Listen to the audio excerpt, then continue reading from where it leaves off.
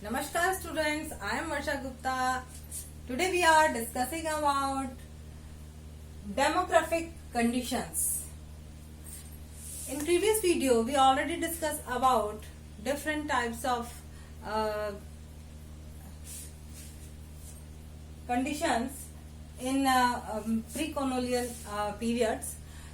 Just type first is agriculture sector and industrial sector and international trade. Today we discuss about demographic conditions. जब भारत आजाद नहीं हुआ था, अंग्रेज जब भारत में नहीं आए थे, उससे पहले हमारे यहाँ की जो डेमोग्राफिक कंडीशन थी वो क्या थी। डेमोग्राफिक कंडीशन का मतलब क्या है कि जिसके अंदर हम अपनी पॉपुलेशन से रिलेटेड डेटा पर हम डिस्कशन करते हैं कि हमारे यहाँ पर बर्थ रेट कितनी थी, हमारे यहाँ पर डेथ रेट कितनी थी, हमारे यहाँ पर लिटरेसी रेट कितनी थी। जब हम अपनी पॉपुलेशन को इंडिकेट करके इनके सारे डिफरेंट एस्पेक्ट्स की स्टडी करते हैं, that is called demographic conditions. Okay, तो हम इस डेमोग्राफिक कंडीशंस में वेरियस एस्पेक्ट्स ऑफ पॉपुलेशन पर हम अपना डिस्कशन करेंगे। First is high birth rate and death rate. जनसंख्या की हम विभिन्न पहलुओं की का अध्ययन कर रहे हैं और इसमें हमारा सबसे पहला क्या है कि जो हमारे बिफोर 1921 से पहले की अगर हम बात करें तो उस समय हमारे यहाँ की बहुत ज्यादा स्थिति खराब थी। हमारी जो बर्थ रेट थी वो बहुत ज्यादा हाई थी और हमारी डेथ रेट भी बहुत ज्यादा हाई थी। इन 1921 से पहले क्या था, जन्म दर और मृत्यु दर बहुत ज्यादा ऊंची थी, है ना। मरते भी बहुत ज्यादा थे और बर्थ भी बहुत ज्यादा होते थे। तो होता था क्या था, जो रिजल्ट हमारा आउटपुट निकल करके आता था वो ये था कि हमारी जो टोटल पॉपुलेशन ग्रोथ होती थी वो काफी डाउन जा रही थी। तो केवल 1921 के जो डेटा है हमारी rate of population, growth rate of population जो थी वो केवल और केवल 1921 में डाउन में गई है। अदरवाइज हर आफ्टर 10 इयर्स के बाद में ये इंक्रीज होती चली जा रही है। तो 1921 को हम जो कहते हैं वो क्या कहते हैं, ईयर ऑफ ग्रेट डिवाइड। ये बहुत इंपॉर्टेंट है और ये पूछा जा सकता है कि ईयर ऑफ ग्रेट डिवाइड कौन से ईयर को कहा गया है। तो दैट इज 1921। 1921 को एक बहुत बड़ा विभाजन का वर्ष कहा जाता है, जिसमें कि हमारे पूरे जो हिस्ट्री थी उसको एक तरह से डिवाइड करके रख दिया था, उसको अलग करके रख दिया था।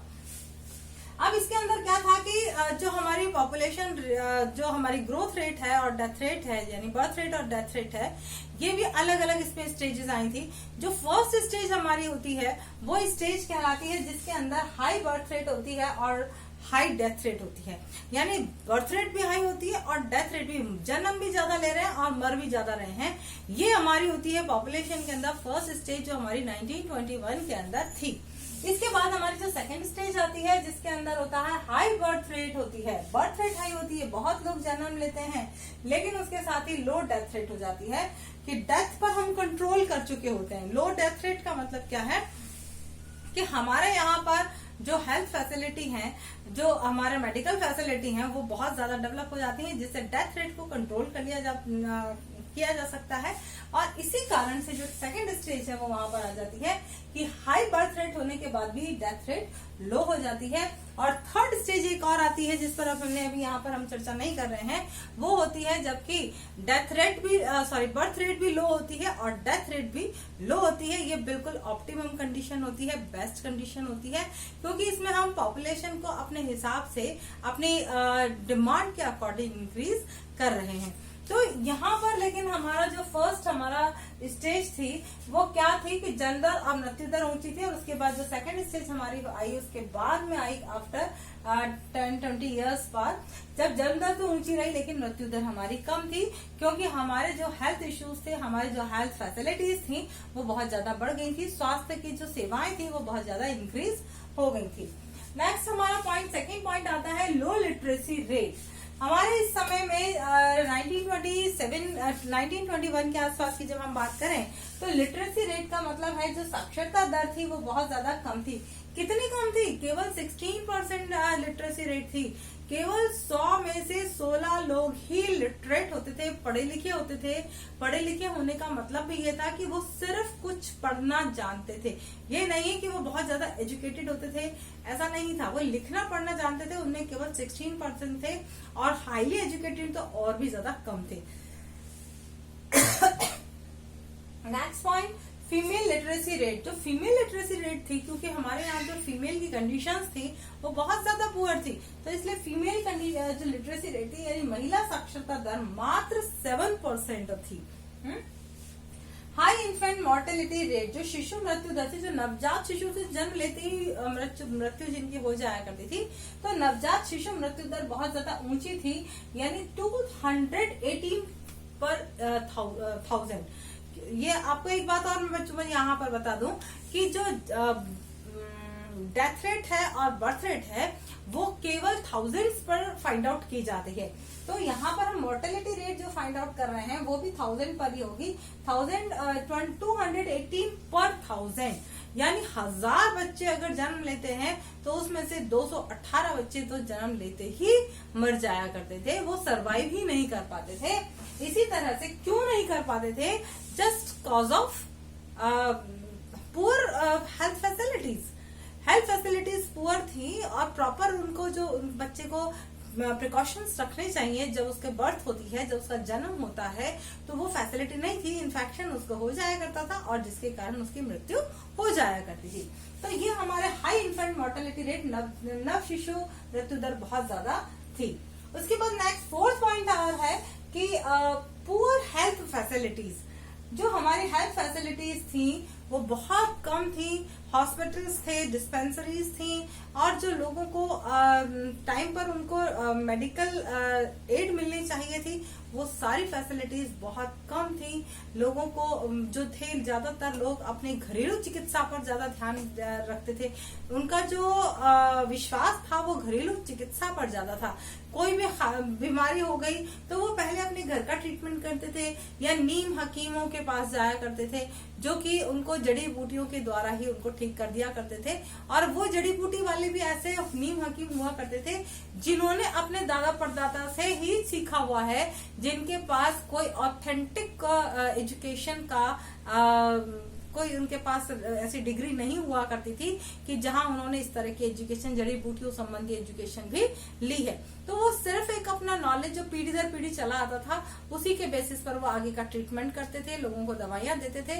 और उस कारण से क्या था कि जो हमारे यहाँ पर स्वास्थ्य सुविधाएं थी वो बहुत ज्यादा कमजोर थी। डॉक्टर्स पर लोगों का विश्वास बहुत कम था। Next point is low life expecting. Low life expecting का मतलब है कि बच्चा जब जन्म लेता है उस समय हम उसके कितने साल जीने की आशा रखते हैं।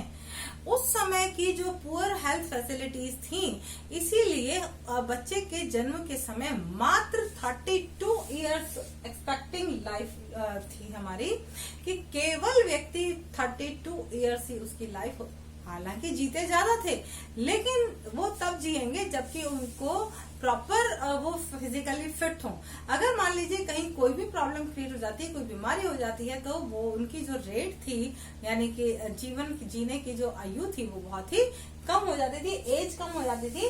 तो इसलिए लो लाइफ एक्सपेक्टिंग, जो लाइफ को मतलब प्रत्याशा थी, जिसको हम हिंदी में बोलते हैं जीवन प्रत्याशा, कि जन्म के समय हमारे कितने जीवन वर्ष जीने की हम आशा लगाते हैं, वो बहुत ही ज्यादा कम थी।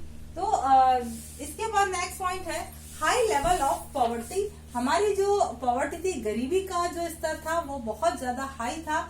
भारत के अंदर गरीबी बहुत ज्यादा फैली हुई थी और उसके कारण से यहाँ पर अनेक कई सारी परेशानियां जन्म ले रही थी।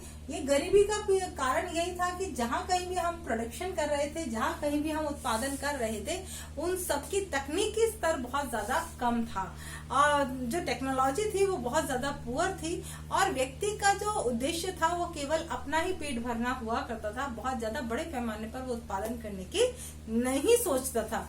केवल वो अपना और अपने परिवार के लोगों का भरण पोषण करने की तरफ ही ध्यान देता था। इसलिए हमारे यहाँ पर जो थी हाई लेवल ऑफ पॉवर्टी जिसको हम कहेंगे कि वो थी, गरीबी का स्तर बहुत ज्यादा ऊंचा था।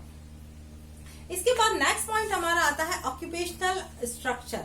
जो हमारा ऑक्यूपेशनल स्ट्रक्चर था, ऑक्यूपेशनल स्ट्रक्चर का मतलब है कि जो भी ऑक्यूपेशन हम किया करते थे, हमारे जो भी व्यवसाय थे, तो व्यवसायिक ढांचा हमारा किस तरह का था। First point is predominance agriculture. जो हमारा एग्रीकल्चर पर प्रीडोमिनेंस था, यानी उस पर जो निर्भरता थी वो बहुत ज्यादा थी, 72% से भी ज्यादा, 72% के लगभग यहाँ पर थी। और अगर हम देखें तो थोड़ी सी इसमें कमी आई थी 1921 में, ये 64 करीब की, सॉरी 72.7 है ये।